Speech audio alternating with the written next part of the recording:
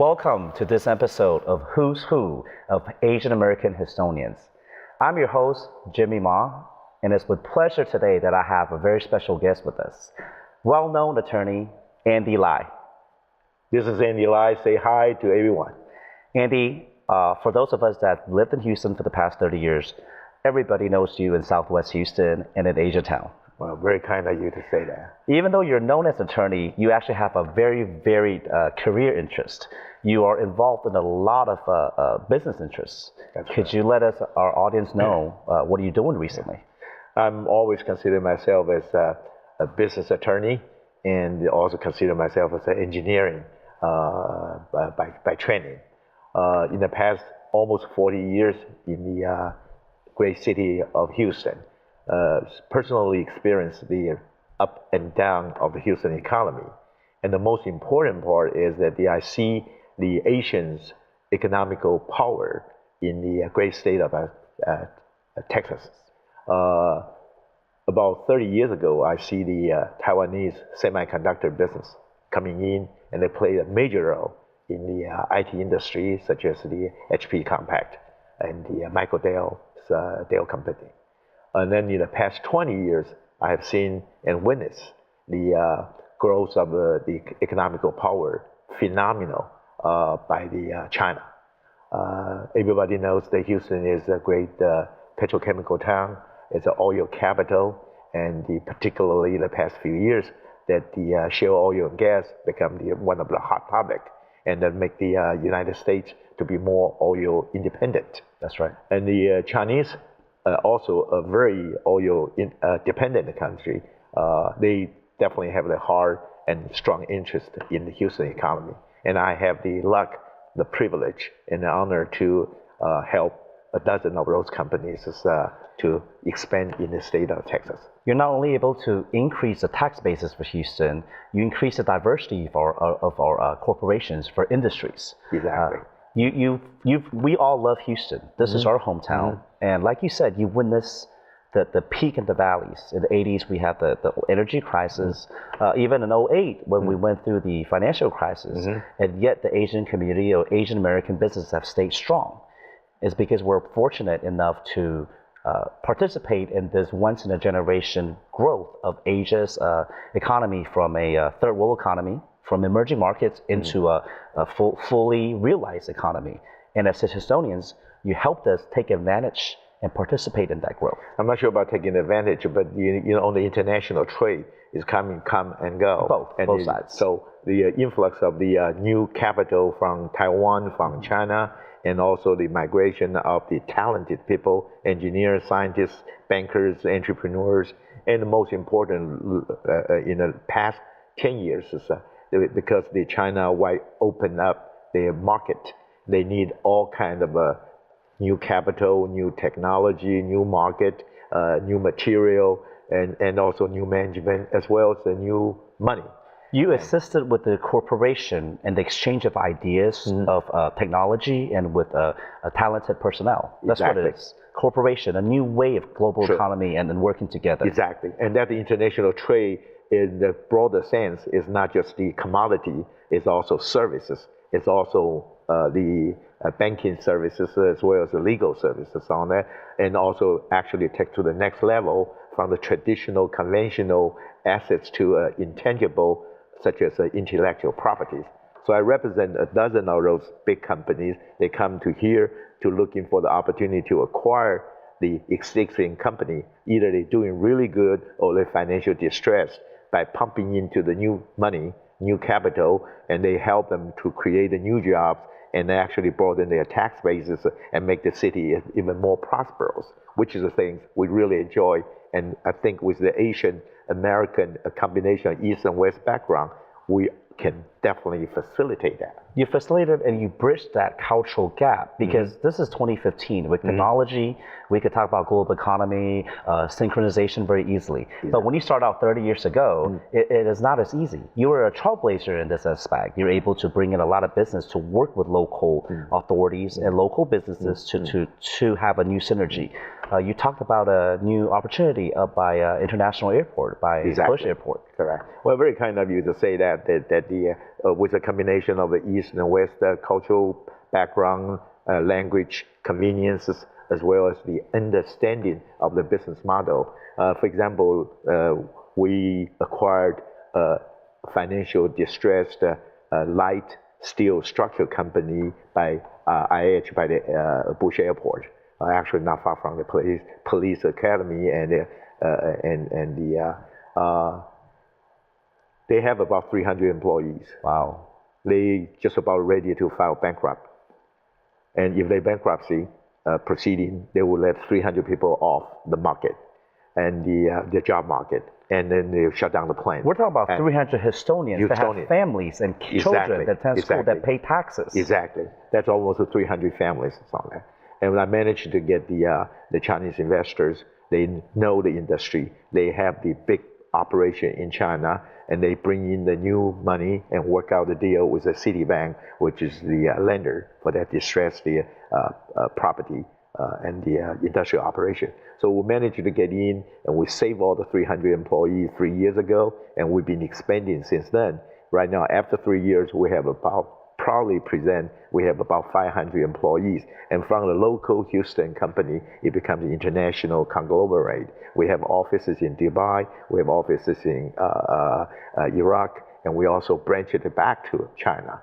And that is just incredible. And we double the sales. Perfect example of international corporation. And that strategic partnership is really vital and very, very important to the success of the international business. And Houston, with the diversity, with the highly intellectual labor force, we're able to do that. But we just need to have the bridge, the opportunity, someone like yourself, to bring that outside funds to come in, to invest in our hometown, to invest in Houston. It is a teamwork too. That this is not just my law firm, but we also have a local banking assisted by Citibank, and we also have the CPA firm. Particularly, we also have the mayor's offices and the Congressman Sheila Jackson and Al Green's blessing, because for the foreign entity to acquire a controlling share of a local company with more than 300 employees, you have to go through what they call the CFIUS, the Committee of Foreign Investment in the United States of America. The president can veto that.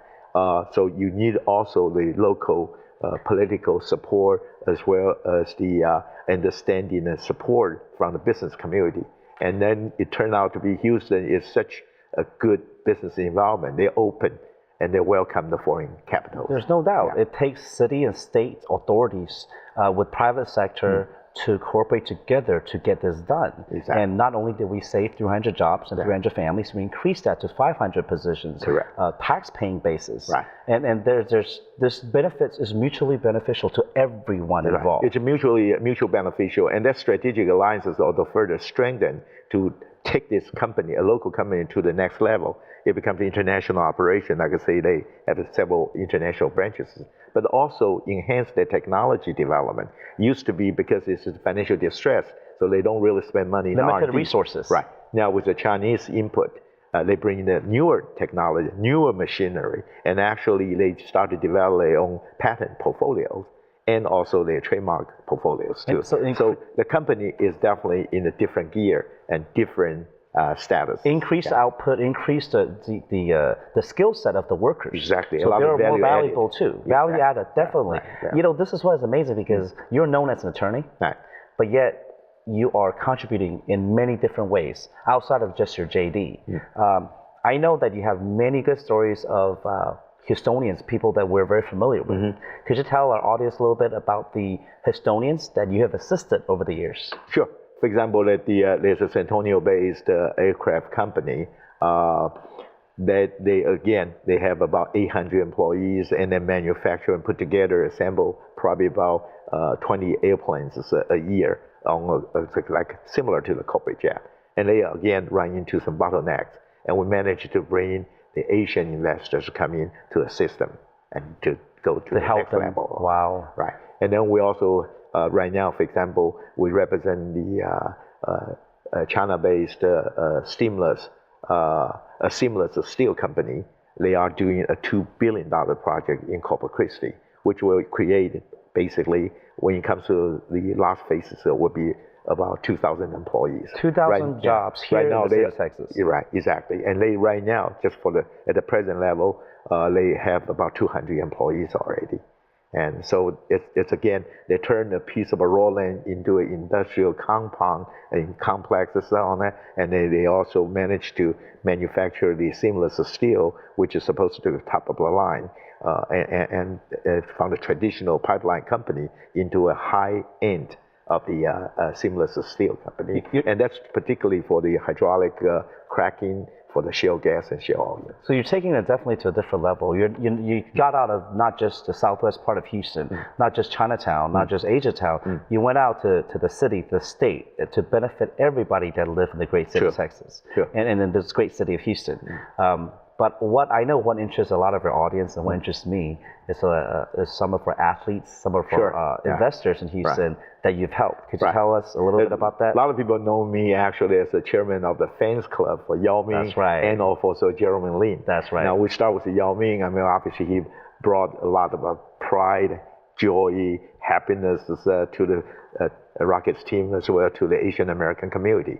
And have the privilege and honor to be the personal friend of the Yao Ming and particularly Yao Ming's parents, and also provide some legal services on that. And just for talking purposes, Yao's mom got into the car accident and I helped them on that. And then from the business and negotiation and open up the Yao's restaurant and also additional business ventures. And we had a lot of fun working with Yao's family and also see them prosper. And grow as a new immigrant also. Even though he came here, Yao is a great ambassador to the city of Houston. Oh yeah. He's also a great ambassador for the country of China. Is a perfect cultural bridge, a perfect mix of, it represents both places. And you're able to facilitate that also. I did my part and I had a lot of fun.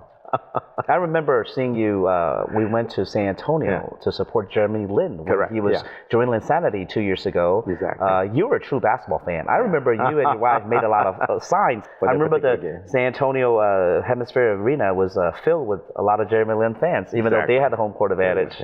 I remember my wife has a little sign by saying that, "Be my son-in-law." That was hilarious. That was well known. That was very funny. Now, I don't know how your daughter felt about that, but that was they very don't like funny. that one, but hey, what the heck? Just try to have fun. Speaking about your kids, for a lot of us in the Houston Asian community, we all know how successful you and your wife have been. You have 4 children. They're all Ivy League educated. Wow. They all have children now, and they're it's an epitome of the American dream. Not only have you achieved that for yourself, your children have achieved that, and they've lived a life that everyone will hope their children could live. And I really want our audience to get to know how you did that, because it's not what we think of a typical, prototypical tiger dad or tiger mom type of issue, because the way you communicate with them is different. So we're going to take a very short break, and when we come back, we'll find out how Andy Lai is able to educate 4 children that went to Ivy League schools and yet have a successful career. Thank you for watching.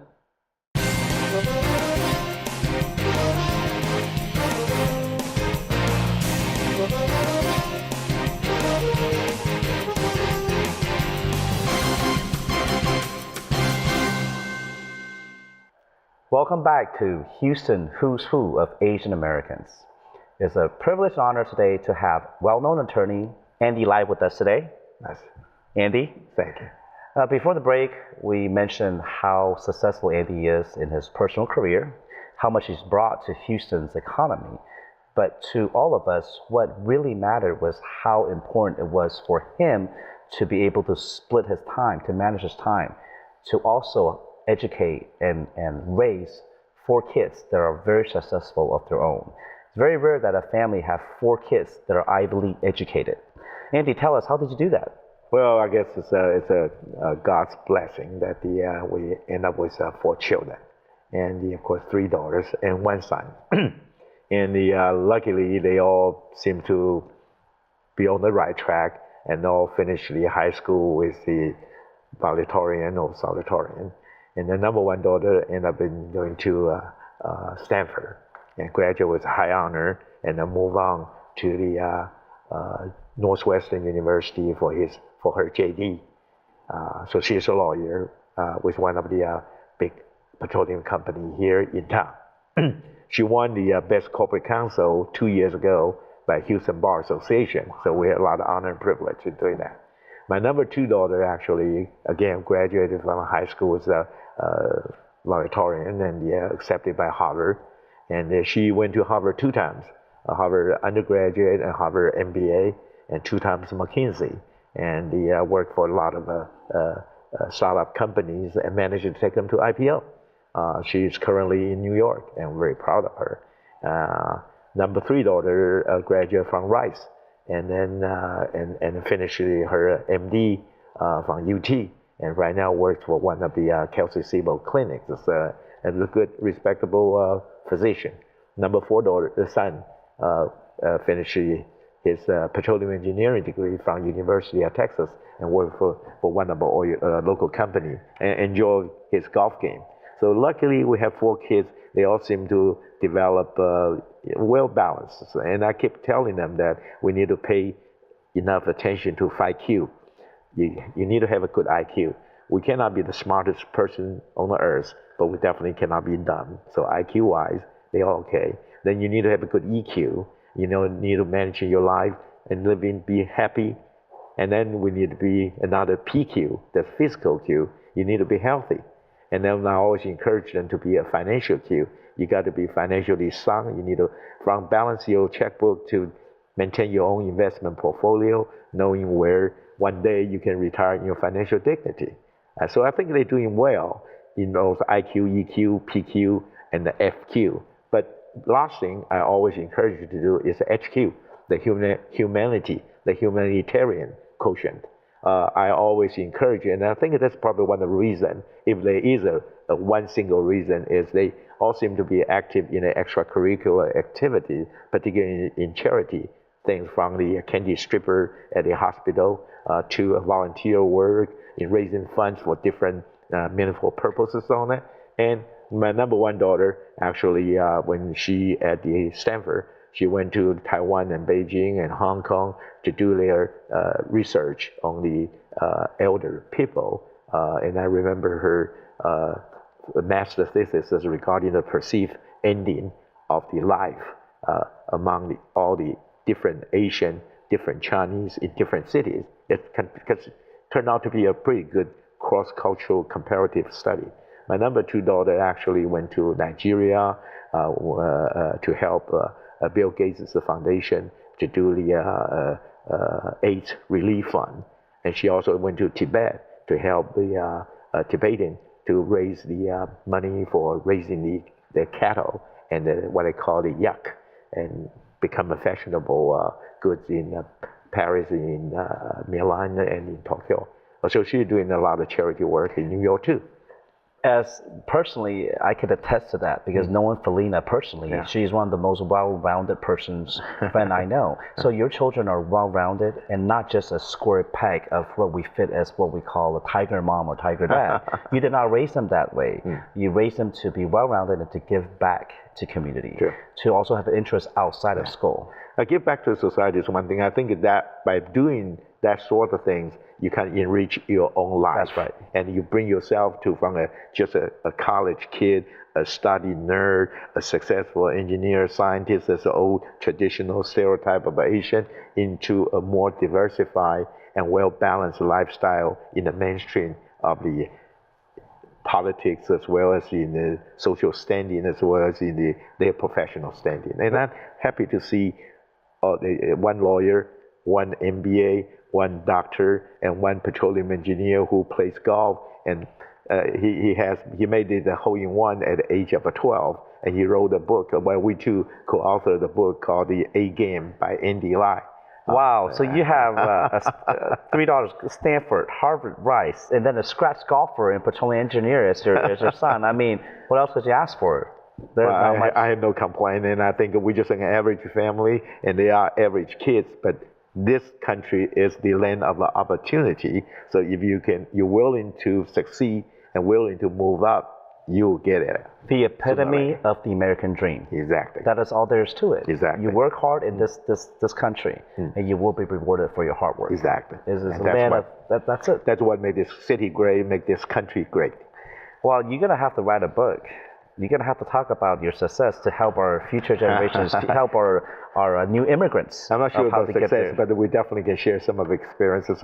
It's just like typical raising kids. You have your up, you have down, you have the happiness moment. You also have your sad moments and all that. But, you know, you take them all, and it's just a really, really good, rewarding experience. Now that your experience of raising 4 children, they're all out the house and having their own fulfilling life. Sure. You have some personal causes that you have taken up. Exactly. Could you tell our audience a little bit about what is it that is important to you right now? Being a lawyer, being an engineer, and being a business entrepreneur, you want to be things to be fair and equitable. And with the rise of the Chinese economical power and play a very important role in the world economy, I think that we need to give them a lot of credit. But by the same token, I always encourage them try to follow the international rule. And the most important part is the respect to the intellectual property, the patents, the copyrights, the trademark, the trade secret, all that kind of thing. I have to say that, and they openly admitted that there's still a way for them to grow. There's plenty of room for them to improve. There's an issue right now because of the cultural difference. Because Exactly. over there, there's no respect for, because it takes innovation to have, to create, to have ideas. Right. How to protect the idea is in its infancy Right. in Asia right now. Right. And so what have you done to help promote that? Right.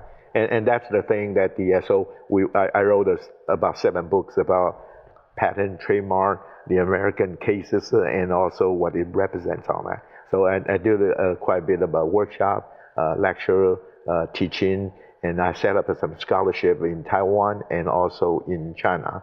And I even offer, in addition to the scholarship, I offer them the summer internship, and I also end up retaining or hiring some of the graduates from the Taiwan or China law school to come to work at my law firm. You're definitely, you're planting the seed for the next generation. That's true.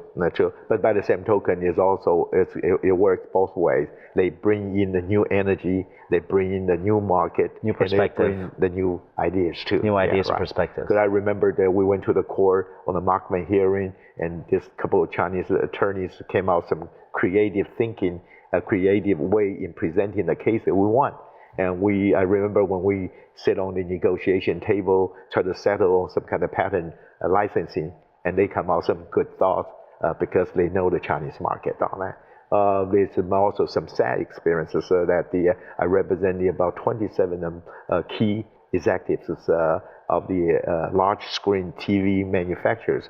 They violate the antitrust law of the United States of America, and they all end up went to the jail and pay a total of $5 billion penalty by a dozen of the LCD large screen TV manufacturers and so on.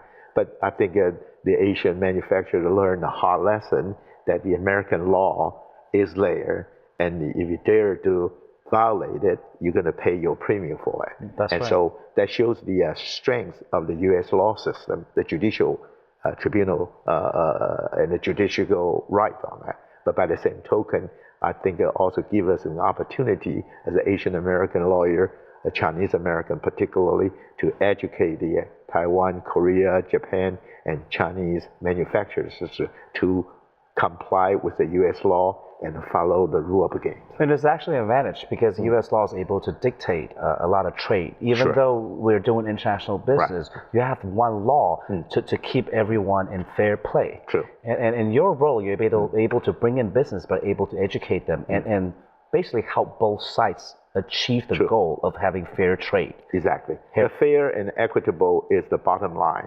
And the Chinese want to have the access to the U.S. market and want to prevail in this international game. They have to play their rules. You have to follow and obey the law of the land. Exactly. And it takes time. Like I said, it's an emerging market. In the last 30 years, the tremendous growth from nothing to now. It takes time to catch up, and you're able to help with that. And that's why I set up the scholarship and actually the foundation, try to promote.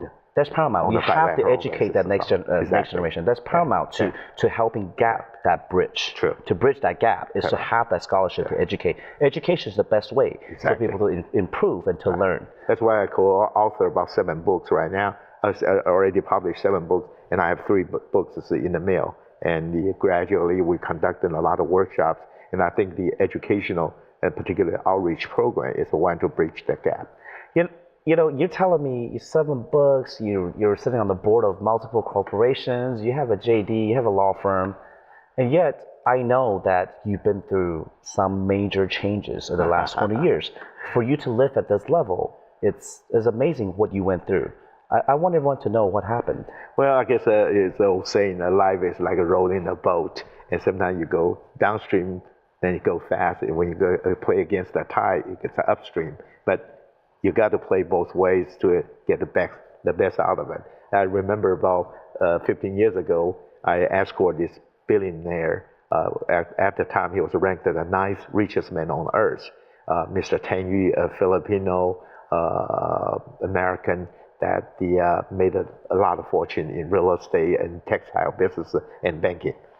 We went to meet with the governor of the British Columbia, and we bought his garden. His big mansion, the garden, a several $million deal back in about 15 years ago.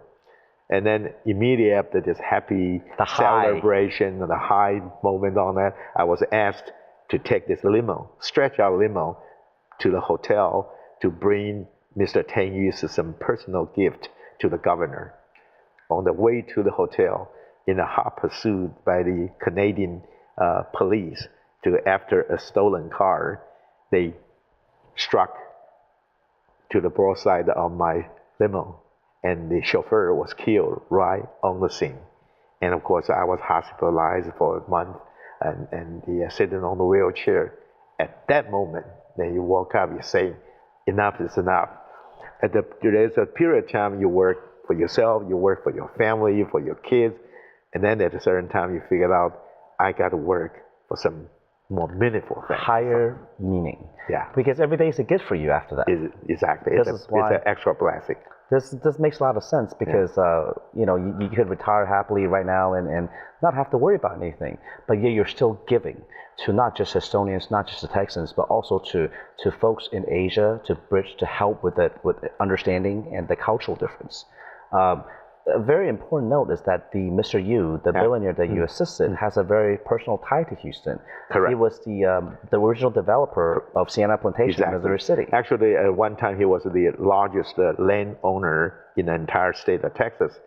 After we closed his deal of 15,000 acres of land in Sienna Plantation. See, there's personal ties to, you know, as Estonians, we know of this, and yet we don't know the backstory. Right. Now, he came here for a kidney transplant. That's right. Right. That's right. And then from there, he spent about 15 years of his remaining life here in building Houston to be a bigger city, a better city. Andy, your life story, the past 30 years has basically, you witnessed the growth, the peak and the valleys of the growth of Houston. You're part of the fabric of Houston, and you're a real Houstonian. Epitome of the American dream. I want to thank you for coming on the show to archive this for the next generation, and I want to thank you for being a trailblazer. Appreciate that. Thank you all for watching this episode of American Who's Who of Houstonians. I'm your host, Jimmy Ma. Thank you for watching.